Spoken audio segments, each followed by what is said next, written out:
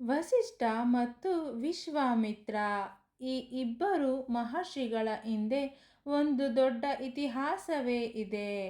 ಹಿಂದೆ ವಿಶ್ವಾಮಿತ್ರರು ಚೇಡಿಯ ದೊರೆಯಾಗಿದ್ದಾಗ ಒಮ್ಮೆ ವಸಿಷ್ಠರ ಆಶ್ರಮಕ್ಕೆ ಒಂದು ದೊಡ್ಡ ಪರಿವಾರದೊಡನೆ ಬಂದಿದ್ದರು.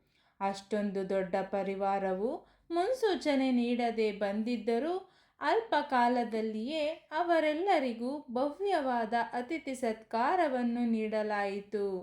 ಇದು ವಸಿಷ್ಠರಿಗೆ ಸಾಧ್ಯವಾದದ್ದಾದರೂ ಹೇಗೆ ಎಂದು ಚಕಿತರಾದ ವಿಶ್ವಾಮಿತ್ರರು ಅದರ ಹಿಂದಿನ ರಹಸ್ಯವೇನೆಂದು ವಸಿಷ್ಠರನ್ನು ಪ್ರಶ್ನಿಸಿಯೇ ಬಿಟ್ಟರು.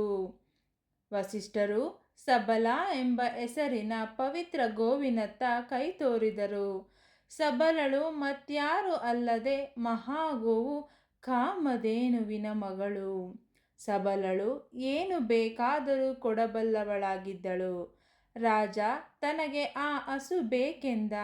ಆದರೆ ವಸಿಷ್ಠರು ಯಾವ ಓಲೈಕೆ ಬೆದರಿಕೆಗೂ ಬಗ್ಗದೆ ತಮ್ಮ ಪ್ರೀತಿ ಪಾತ್ರ ಹಸುವನ್ನು ವಿಶ್ವಾಮಿತ್ರರಿಗೆ ಕೊಡಲೊಪ್ಪಲಿಲ್ಲ.